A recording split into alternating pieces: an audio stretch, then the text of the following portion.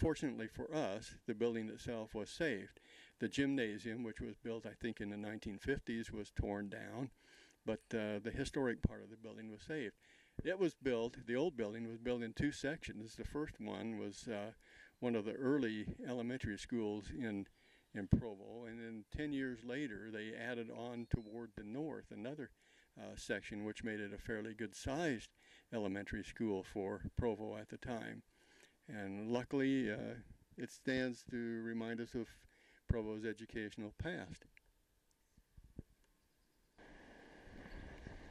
We're standing on East Main or University Avenue, Academy Avenue before it became University Avenue, and Center Street. And all of those feature movies that you used to love, where you'd be able to legally put your arm around your girlfriend and hold hands, all of those movie theaters that we went to are gone. You see the gape in the buildings where a parking lot stands today is where the Princess, later on the Uinta Theater, once stood. And then on University Avenue, the Academy Theater is also gone as part of a development put up by Wells Fargo Bank. And then further east on Center Street, you might be able to see Octavio's, another gap in the buildings where there's another parking lot, and that's where the Columbia, or we knew it as the Paramount Theater, once stood. Paramount was a first-run theater, Academy first run. I think Uinta, maybe the films were second grade maybe, but a lot of good films were seen there. Across the street to our left is the old Tabernacle. Yeah, it's still standing, and in the park, in the center of the park, is where the original Tabernacle was finally built. It was finished in the 1860s, and one notable occasion was that the day they finished it, an eagle with a large fish in its talons came and perched itself on the steeple of the Tabernacle and enjoyed his lunch in a room with a view. The old Tabernacle was torn down in 1918, 1919, unfortunately. It would have made a great reception center or something of that sort, or relic hall. But the new Tabernacle, as we call it, has been refurbished several times. It's and I think the LDS Church is committed to saving it. And then across the street is the historic county building, which was built in the 20s. The architects went on.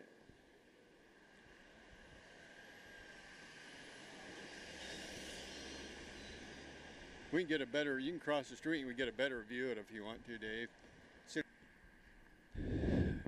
the old Tabernacle has associated with it a whole group of stories, one of which was the concert played here by Sergei Rachmaninoff in the 1930s. He was one of the first big-name musicians who played in Provo, and they picked a big name. The Tabernacle was packed.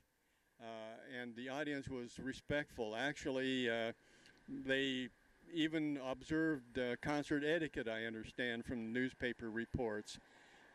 One interesting incident that occurred during that concert was the old Orem Electric came into town from the west.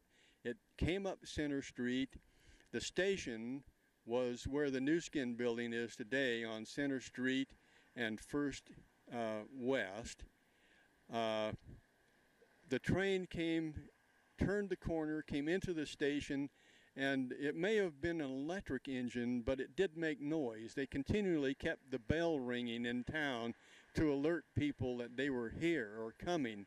Well, the train arrived right in the middle of the Rachmaninoff concert, and Sergei gave up right in the middle of a movement. He just Well, I've talked to people who were there, and some people say he just kept his hands above the keys and waited for the train to go by. Other people say he put them in his lap and waited for the train to go by, and then resumed the concert from that point. So it was an interesting concert, not only from the perspective of music lovers, but a little comic relief there also.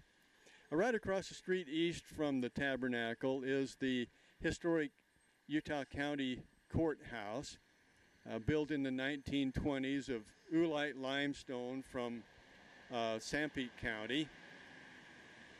The frieze up above the neoclassical entrance shows some of the industries and businesses that were available and still are in Utah County. There's music is represented up there by instruments. You have cogwheels for industry, and there's parts of the frieze that represent the mining that was once a valuable resource in Utah County. But the county building has been restored. It's still lovely inside. It's a wonderful building. Hopefully it'll be here forever. And then just south of it is the new county health building. And over where the Travel Lodge is located today was where Brigham Young's house once stood. Yes, he had a residence in Provo. It was torn down. I can vaguely remember it. It was torn down when the Travel Lodge was constructed in the 50s. So a historic spot in Provo, perhaps one of the most historic spots is this location at University Avenue and Center Street. A lot of our public buildings have been constructed in this area. In 2006, Provo City Downtown Alliance Arts Program introduced the topic of possibly displaying some outside art. They brought in statues along Center Street, but they also commissioned a couple of, a Bulgarian family to paint a mural depicting some important scenes from Provo's past. And the first mural is of Fort Utah, established in 1849. We'll visit that site during the program. The mill race ran right down 2nd West, and we're on 2nd West and Center Street. Water power was one of the big factors in establishing Provo because there was an abundance of water in Provo from the Provo River that wasn't found in most of the other valleys of the Great Basin. So mills played an important part, especially just a block up the street was a huge woolen mill that thrived until World War I when it burned down. This mill depicted in the mural is called Smith's Mill. It was located near what you will remember as being the Barbizon across the street north from the athletic field at Provo High School. One of the things that changed Provo's life for good was the introduction of the railroad in 1873. The Transcontinental Railroad was established in 1869, but it ran through Utah east and west, and the towns of Utah ran north and south. So private and church members and businessmen got together and built a private line from Ogden to Salt Lake City, the Transcontinental Railroad going through Ogden. The branch line called the Utah Central, connecting Ogden to Provo or to Salt Lake City, and then the Utah Southern, connecting Salt Lake City to Provo. The railroad ran in its present location up 6 South. This is an engine that would be of the type that they used in 1873. There was a large celebration that night. Brigham Young came down and spoke. The Provo band played. They ignited cannons and had one heck of a night. 40 people went to the old county courthouse, sat down to a dinner, and then danced the night away.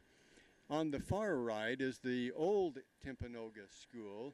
It was the first school built in Provo after the territory passed a law sponsoring free public education. Up until that time, all the schools in Provo had been, well, in Utah Territory,